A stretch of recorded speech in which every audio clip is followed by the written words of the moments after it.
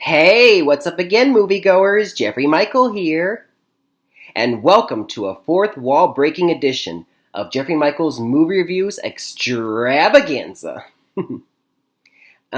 Before I begin, I know you're all wondering this. Whose balls did I have to fondle to be able to do my own review of Deadpool 2? Well, I can't tell you his name, but it does rhyme with Wolverine. A little Deadpool humor there, in case you've seen the movies. I'm excited. Deadpool 2 is one of my most anticipated movies of the summer, and I can't wait to share my review with you guys. So let's get right into it. In this video, I'll be reviewing the movies that were released on May the 18th, 2018.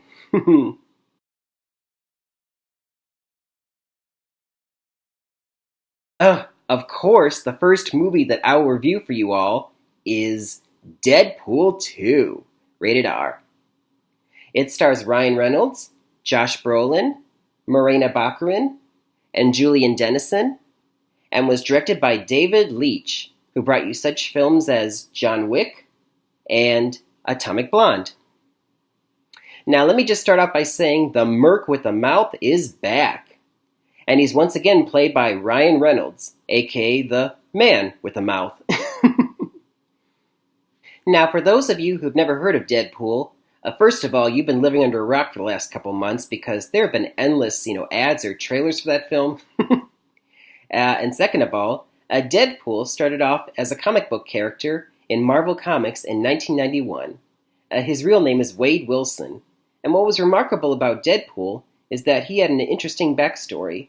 You see, he earned his powers through an experiment, but it left his whole body scarred, like horrible. I mean, as they say in the first film, his friend's like, dude, your face looks like an avocado had sex with an older avocado. But as a result, he also developed accelerated healing abilities. And because he was so heavily scarred, he put on this red suit, to cover up his face. And what's also interesting about his character is that he's irreverent, he's spontaneous, he has no filter. Basically, whatever is going on in his brain comes out of his mouth, no filter. And also, the most unique quality of Deadpool was his ability to break the fourth wall.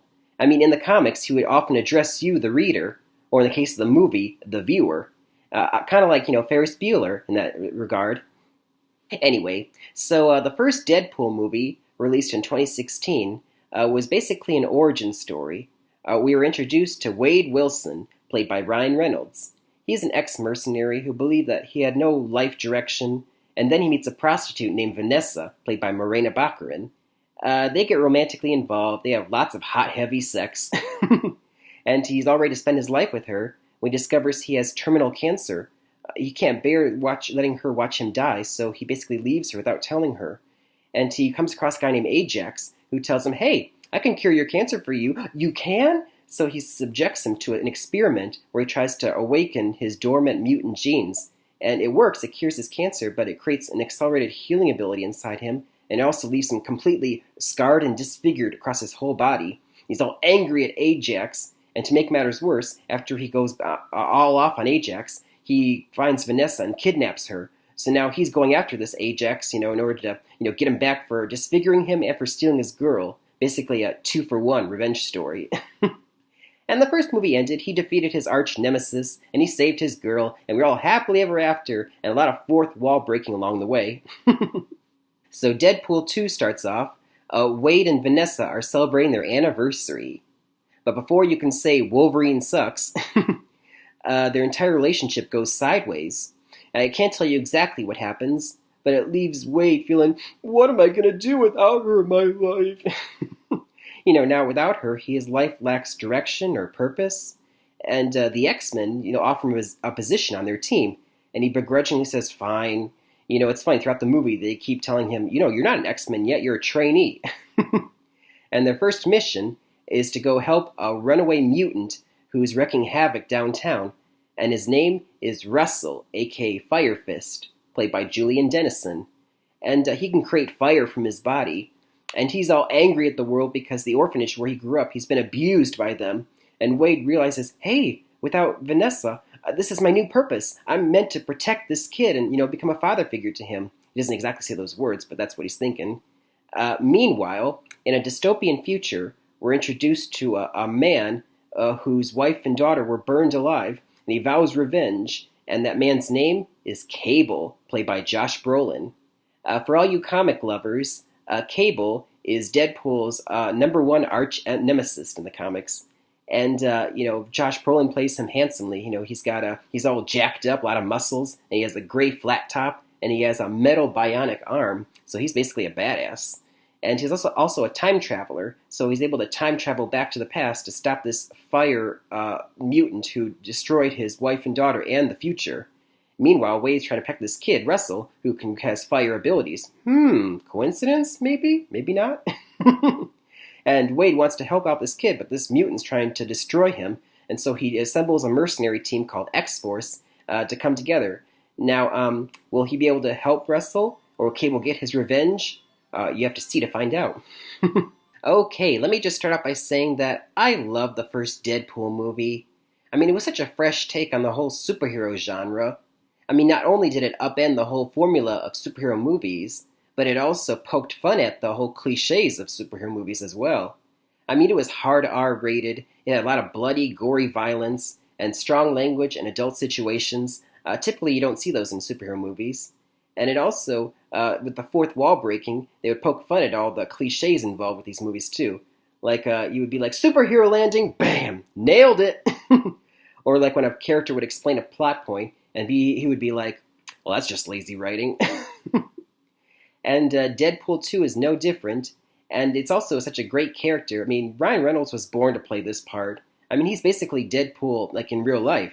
I mean, he has a motor mouth, he's constantly cracking jokes, and he's constantly, breaking the fourth wall. And there's lots of jokes in these movies. Everything that's pop culture related that he points out. Everything from Wolverine to Justin Bieber to Sinead to Yentl. It's all covered.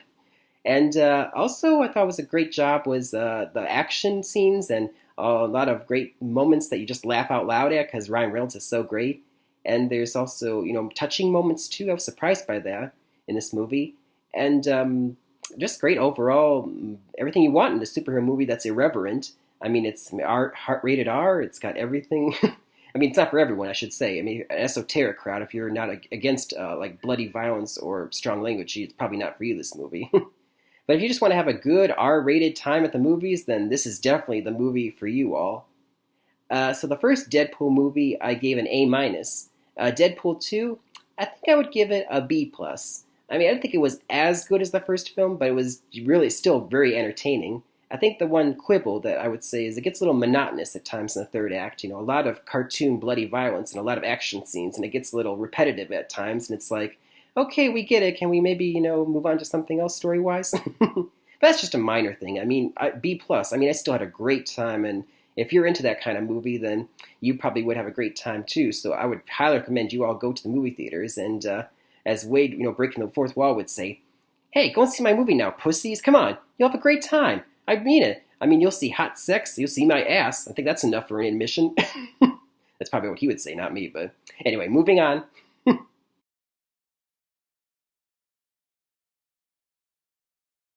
So the next film that I will review for you is Book Club, rated PG-13. It stars Jane Fonda, Diane Keaton, Candice Bergen, and Mary Steenburgen, and is the directorial debut of Bill Holderman. Now, Book Club is about a group of 4 women living in LA who have been best friends for over 30 years. As the movie begins, we're introduced to each of these 4 women. First of all, there's Vivian, played by Jane Fonda. She's an independent woman, and she only had one love of her life, Arthur, over 40 years ago. They were in love until he proposed to her, and she refused, because she's like, I want an independent life. I don't want to be defined by a man. And nowadays, she owns and builds hotels. And then there's Diane, played by Diane Keaton. She was recently widowed, and her 2 daughters want her to move back to Arizona to live with them so she's not all alone. Don't worry, Mom, we fixed up a room in the basement for you. Oh, great, thanks. And then there's Sharon, played by Candice Bergen. She's a federal judge, and she has been divorced from her husband for 15 years. But after they divorced, he got together with a much younger woman. Now they're engaged, and she resents that.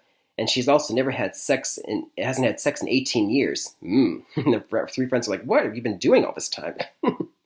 And finally, there's Carol, played by Mary Steenburgen. She's lived a long, happy marriage with her husband, Bruce. Ever since he retired a couple months ago, they have not had sex at all. Like they used to be humped like rabbits, according to their friends. But now there's nothing, and she wonders, does he not feel for me anymore? Love me?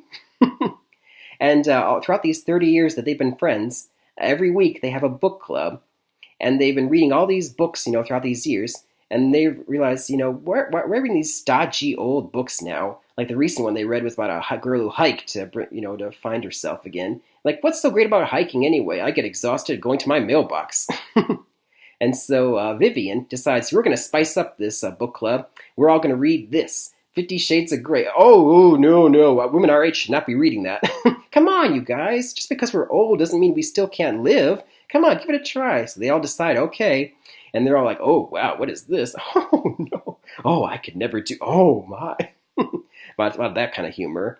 And they all, go on with their lives. Diane, is going home to her daughters in Arizona to visit. And she meets a man while she's reading her book. And, he's also a pilot. And she thinks, could I really find love with another guy after my husband? And you have Vivian, who runs into Arthur again after all these years and wonders, should I, give him another chance, even though I don't really want to be, want to give myself over to love? And Sharon, who's decided that she didn't need anyone, decides, fine, I'll join Bumble and I'll, try and find a man, online. And then you have Carol, who's really trying hard, to make her husband, have feelings for her again. At one point, Viagra is involved. So let me just start by saying with this review that this is the kind of movie where you have all these older actors from like the baby boom era that have all done prestigious work in the past. All these actresses are Academy Award nominees and winners. And now that they're in their old age, it's like, oh, let's just do something light and irreverent. And it's not a bad movie at all. It's the kind of movie I would call rom-com light. Now, that's the kind of movie that you can go and see in theaters if you really want to, but I would recommend you see it more on a rainy Sunday afternoon on TV for free at home. Yeah, it's not a bad movie at all. It's actually kind of cute movie. I mean, obviously there's a lot of gags that are for old people. There's sex jokes, for old people and Viagra jokes and that kind of nature. That's most of the jokes in the movie. And it's funny and it's, heartwarming. All the actresses do a great job with their characters, of course. I mean, they're all Academy Award nominated, so of course they would. And it's a nice movie to see, to show that, we still got it. And, to show that old people, still have a life, even after, retirement. It's just not as heavy as the kind of movie. If you're into that kind of movie, then if it's just a lighthearted romantic comedy, right, rom-com light, I mean, that's pretty much what it is. I mean, if that's really what you're into, then I recommend you go see it. As for my grade, I would give it a B-. Like I said, not bad, not really great, just, not above average, we'll call it that. So, yeah, that would be it. Go and see these 4 great actresses if you want to in a movie, but in terms of, a nice light romantic comedy, if that's your cue, then see it. If not, then see it for free at home. Moving on.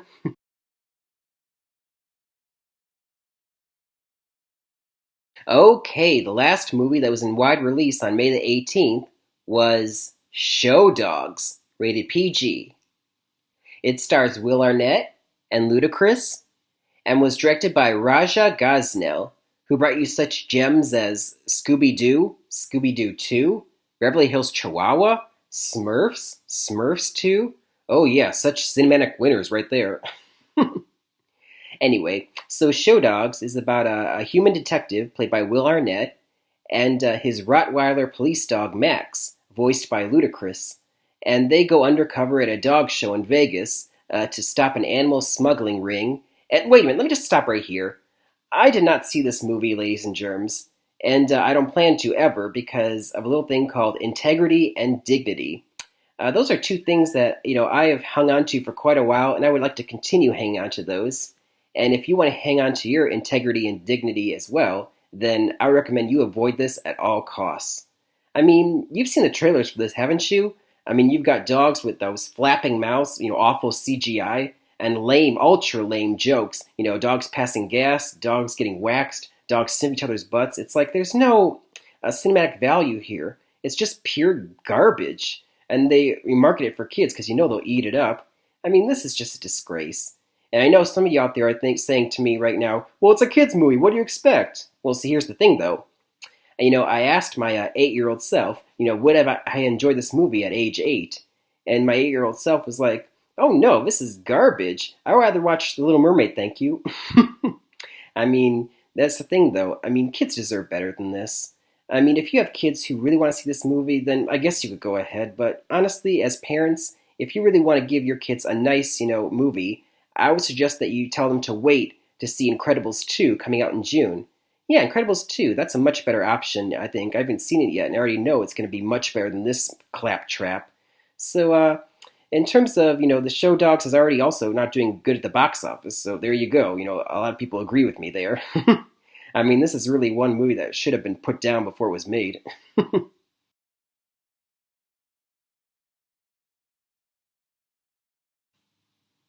Oh, hi! Deadpool here. Wondering why you're watching this lame-ass guy's review video when you should be out watching my movie, Deadpool 2, in theaters now. That's a total douche move right there. A little more Deadpool humor there for you guys. Recap. Deadpool 2, B+, an irreverent, hard R-rated, bloody violent, fourth wall breaking, rollicking good time at the movies. The Merc with a Mouth has returned, and so should you to the theaters to see him again. Go now. Book Club, B-, light, irreverent romantic comedy starring 4 iconic actresses and Viagra jokes. See it if you really, really want to. Otherwise, I would suggest you see it for free on TV. Mm-hmm. And finally, Show Dogs. No review or grade since I didn't see it, and I don't plan to see it ever, and neither should you. I mean, this is one dog that I wouldn't object to you putting down. And that'll do it for another fourth wall breaking edition of Jeffrey Michaels Movie Reviews Extravaganza. Until next time, happy movie watching, everybody! Or what are you waiting for? Go and see Deadpool 2 now, quickly, before Deadpool decapitates me. Please, now!